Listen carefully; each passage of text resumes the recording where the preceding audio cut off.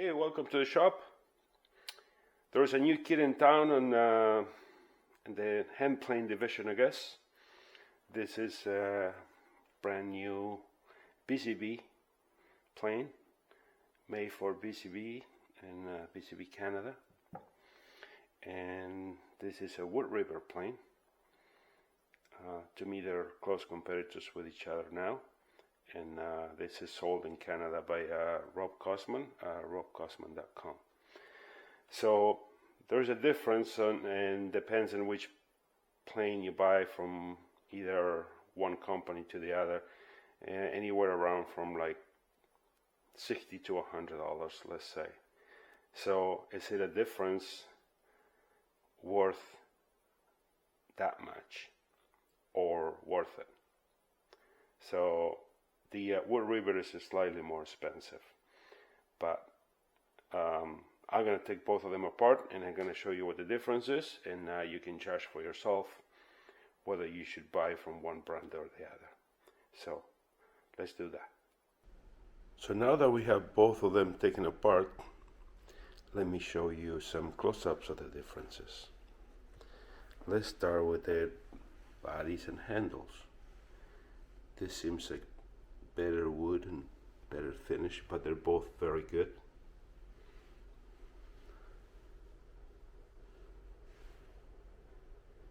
So, and on the Woodriver, this is flat and flash, both screws.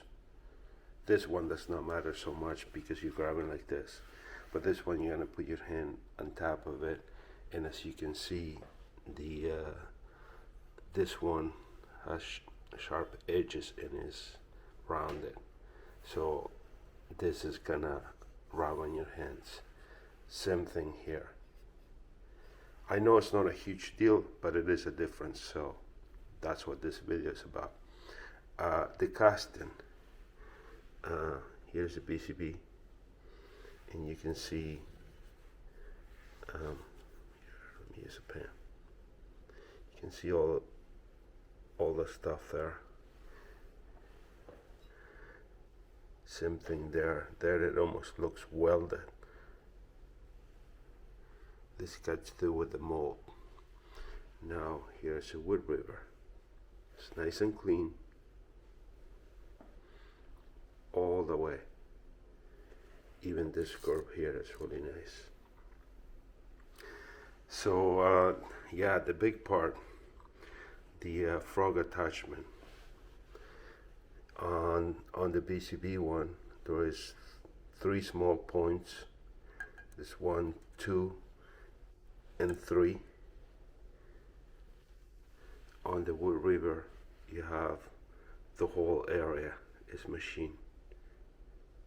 Furthermore, how the frog attaches. These are made, they're machine-made bolts specifically to this, and the 2 pieces that attach the frog are also made for this. When on this one, it gets attached with regular bolt, and that brass fit in there.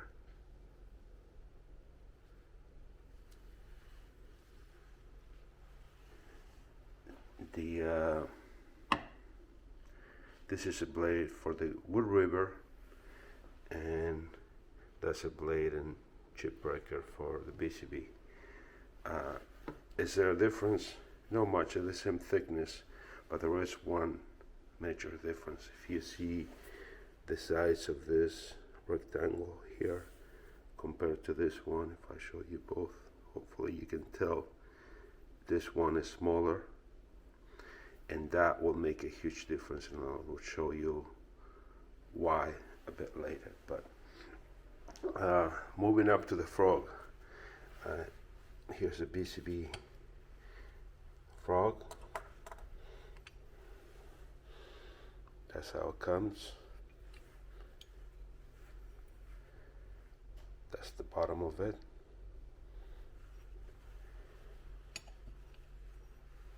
And this is bent metal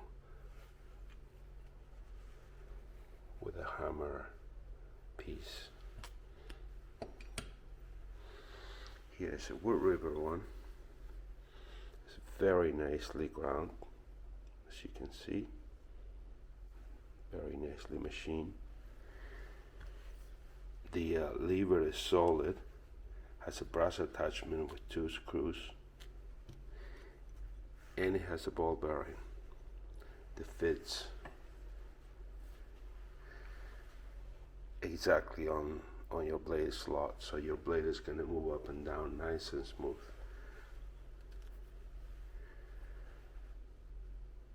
Big brass wheel, perfectly ground. This means this will make full contact between these 2 pieces, and that will reduce or completely avoid the blade from like chattering. So I'm gonna put these 2 together and show you one more thing that is very important. And this goes, I mean, if you are into hand planes, you're gonna have several hand planes. I understand that. What I'm trying to point out is I have several, and I wind up like, unless I'm looking for something specific, I wind up grabbing the same one.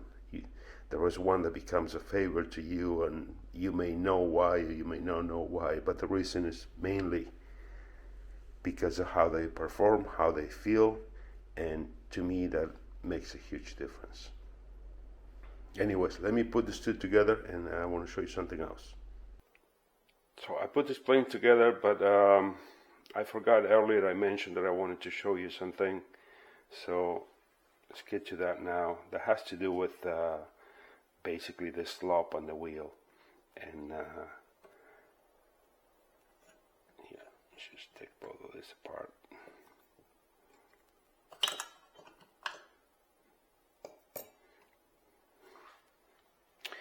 As you can see in the Woodriver, that's the slot that I was talking about before, and what that means is that there is very little play on that, and having a ball bearing, and instead of just things sticking out like the other one does, when you move left to right, it's very accurate and engages. Well, it's always engaged actually. And on the Busybee, you see there is not only play within the rectangle being bigger, there is also play on the piece underneath, which that's pretty much how much the wheel is going to have to turn back and forth before this wheel, before it engages. Oh, looks like you're calling me already. I'll get right back to you. Anyways, that's one, and the other one is this movement here. To me, it's kind of sloppy. You can see from there to there, there's nothing happening. It engages. And what that causes is, make sure I put them.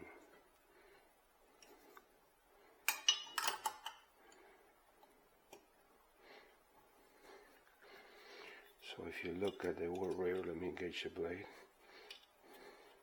There, the blade is engaged. So when you're gonna go back or forward, you're gonna go 1, 2, 3, and there is engaged. 1, 2, 3, and it's engaged. On the Busybee one,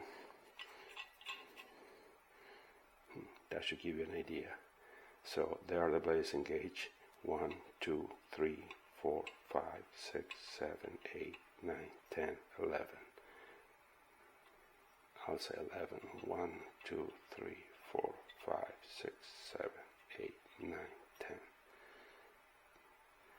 So that's got to do with the slope. So when you're planing, you don't want to go like, you know. Anyways, to me that's a huge difference. But this with the slope could be fixed by you basically buying a chip breaker from Woodriver, and then you're at the same price, and all you're solving is one difference out of like many. So in my opinion, if I have to do it all over again, for example, this number 7, I would suck it up. And I actually tried to buy it, but they weren't in stock, and then I got caught up in wanting things fast. So this became available, and I thought, well, I'll buy it and I make a review. But if I have to do it all over again, I will get a Woodriver number 7. Anyways, I hope that helps you make a decision.